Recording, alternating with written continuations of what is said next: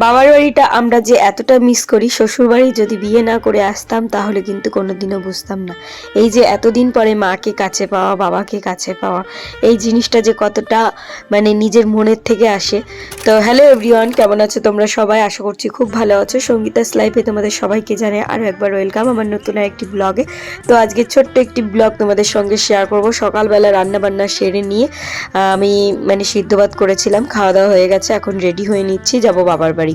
তো তোমরা প্রথম থেকে ভিডিওটা দেখতে থাকো। দেখো আমার মেয়ে কত মানে ভদ্র, একা একাই রেডি হওয়ার চেষ্টা করে, আর আমি এদিকে একটুখানি রেডি হয়ে নিচ্ছি কারণ প্রচণ্ড ঠান্ডার সময় তো ওই মাথায় হেলমেট পরতে হবে। তো একটা কোট পরে নিলাম আর একটা জামা আর নিচে একটা জিন্স।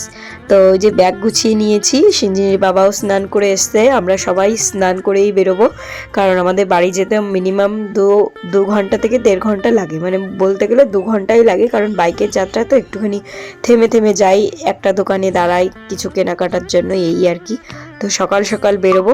তো এই যে মেয়ে তো রাস্তায় রেডি হয়ে দাঁড়িয়ে আছে, আর আমাদের ইটের রাস্তাটা হচ্ছে মানে ইট না, পাকা রাস্তা হবে। তো ঘরের সামনে দেখো আমাদের সিঁড়িটাও ভেঙে গেছে কিন্তু। তো সিঞ্জিনি এখন রেডি হয়ে বেরোবে, ও তো খুব আনন্দ, দিদুন বাড়ি যাওয়ার জন্য কবে থেকে বলছে, পরীক্ষা হয়ে গেছে তাই জন্য।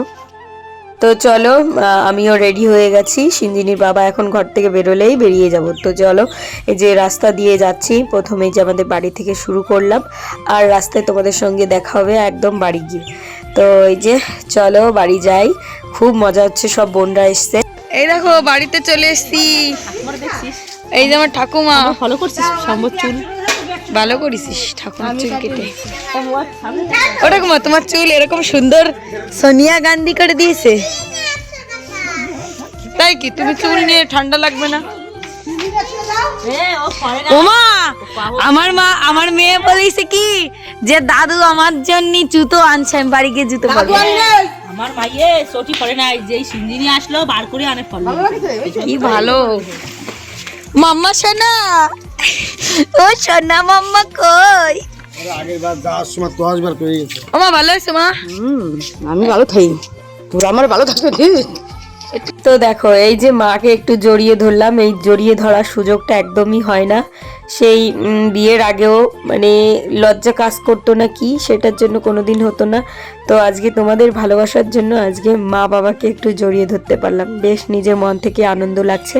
তারপরে আর সারাদিন ভিডিও করিনি। তো একটা জায়গায় যাব, আমাদের বাড়ির পাশে সুমি বলে একটা মেয়ে আছে, মানে তোমরা ওকে চেনো, শ্রাদ্ধ বাড়ির ব্লগ করে ভাইরাল হয়েছিল, ওই মেয়েটার বাড়ি যাব, মানে ওদের বাড়ি মহোৎসব। তো তাই জন্য রেডি হয়েছিলাম, তো ভাবলাম দুটো রিলস করে নিই। তো শেষমেশ কি হলো জানো তো, পরে আর যা হলো না।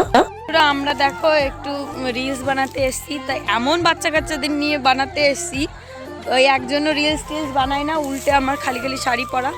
তো চলো আমরা একটু ঘুরে বেড়াই, আর শীত পড়ে গেছে, এই যে আমাদের মাঠ পুরো ফাঁকা, তো আমরা এই যে ঘুরে বেড়াচ্ছি।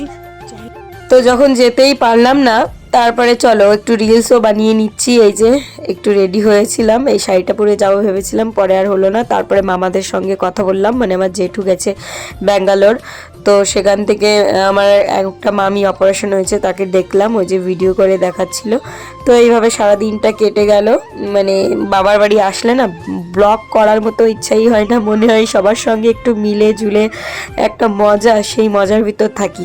তো চলো বন্ধুরা আজকের ব্লগটা তাহলে এ পর্যন্ত রাখছি, ছোট্ট একটা ব্লগ দিলাম, কেমন লাগলো অবশ্যই কমেন্ট করে জানিও।